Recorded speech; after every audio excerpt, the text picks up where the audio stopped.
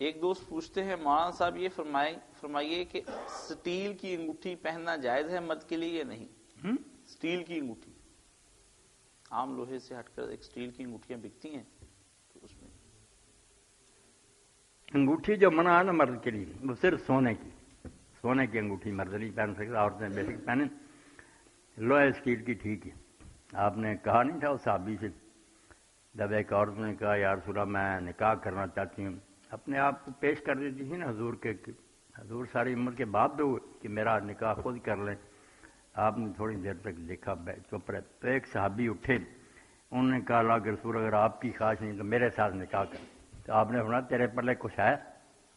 اس نے کہا کوئی شاید، حتیٰ کہ پھر آپ نے آخر میں کہا ولو خاتم من حدید، لوہے کا چھلا بھی نہیں؟ اس نے کہا وہ بھی۔ پھر آپ چپ کر کے تھوڑی دیر کے بعد اس نے سمجھا کہ نہیں مجھے نہیں یہ رشتہ ملے گا۔ تو پھر نبی علیہ السلام نے پوچھا کہ تجھے قرآن کچھ یاد ہے؟ اس نے کہا ہاں، کچھ صورتیں بتائیں کہ یہ یاد۔ تو آپ نے فرمایا جا میں نے تیرا نکاح ساروں کے ساتھ ان صورتوں پر ہی کر دیا، یہ صورتیں اس کو سکھا دینا، یہی تیرا حق مہر ہے۔ پہلے کہا لوہے کا چھلا، وہ بھی اگر ہے تو اس کے بعد لوہے کا چھلا بھی خاتم من حدید،